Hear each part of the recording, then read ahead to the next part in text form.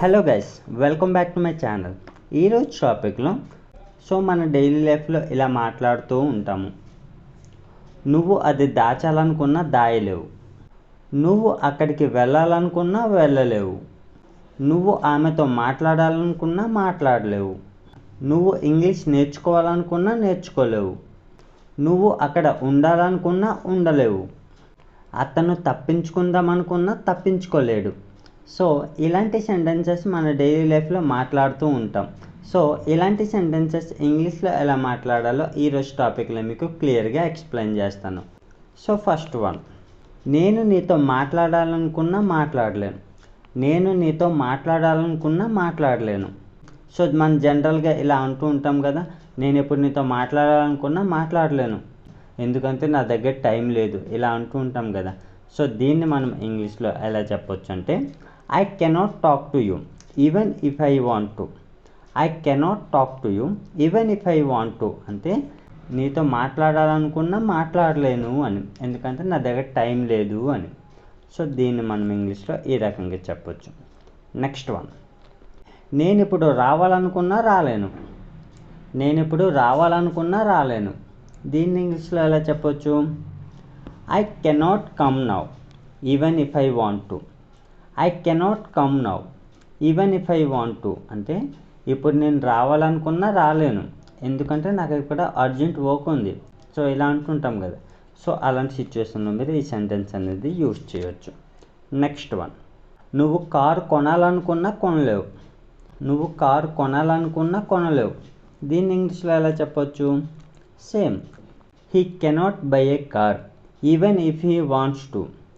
He cannot by A car even if he wants to అంటే అతను car కొనాలనుకున్నా కొనలేడు అని, ఎందుకంటే అతని దగ్గర సరిపోయే మనీ లేదు.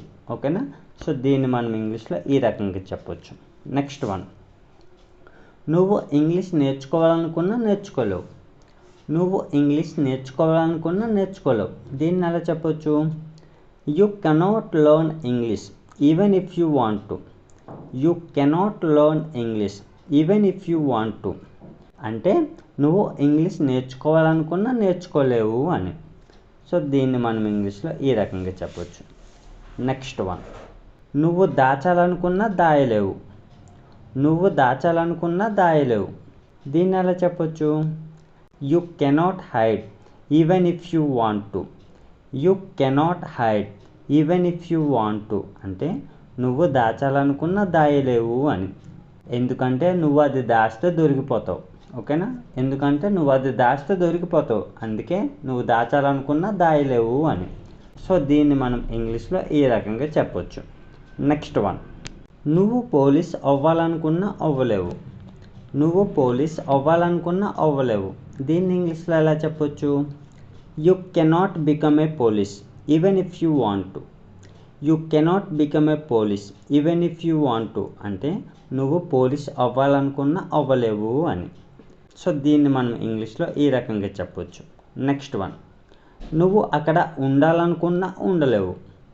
నువ్వు అక్కడ ఉండాలనుకున్నా ఉండలేవు. దీన్ని ఇంగ్లీష్లో ఎలా చెప్పొచ్చు? You cannot be there even if you want to.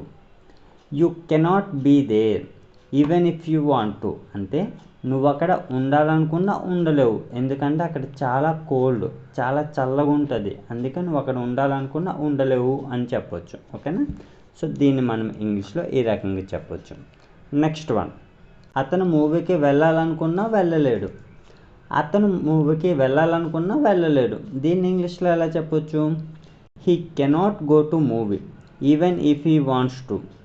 He cannot go to movie even if he wants to అంటే అతను మూవీకి వెళ్ళాలనుకున్నా వెళ్ళలేడు అని. దీని యొక్క మీనింగ్ వచ్చేసి ఇది. నెక్స్ట్ వన్, నువ్వు తప్పించుకోవాలనుకున్నా తప్పించుకోలేవు.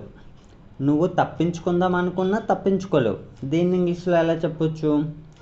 You cannot escape even if you want to. You cannot escape even if you want to అంటే నువ్వు తప్పించుకోవాలనుకున్నా తప్పించుకోలేవు అని. దీన్ని మనం ఇంగ్లీష్లో ఈ రకంగా చెప్పొచ్చు. నెక్స్ట్ వన్, నువ్వు బిర్యానీ తినాలనుకున్నా తినలేవు. నువ్వు బిర్యానీ తినాలనుకున్నా తినలేవు. దీన్ని ఇంగ్లీష్లో ఎలా చెప్పొచ్చు? You cannot eat biryani even if you want to. You cannot eat biryani. Even if you want to అంటే నువ్వు బిర్యానీ తినాలనుకున్నా తినలేవు. నువ్వు బిర్యానీ తినాలనుకున్నా తినలేవు, ఎందుకంటే అది నాన్ వెజ్. సో దీన్ని మనం ఇంగ్లీష్లో ఈ రకంగా చెప్పొచ్చు. So that's all friends. So మీకు ప్రాక్టీస్ కోసం ఒక సెంటెన్స్ ఇస్తాను, కామెంట్ బాక్స్లో కామెంట్ చేయండి. నువ్వు ఆడాలనుకున్నా ఆడలేవు. నువ్వు ఆడాలనుకున్నా ఆడలేవు. Comment in the comment box. So మీకు ఈ టాపిక్ యూస్ఫుల్గా అనిపిస్తే లైక్ చేసి సబ్స్క్రైబ్ చేయండి. Thanks for watching.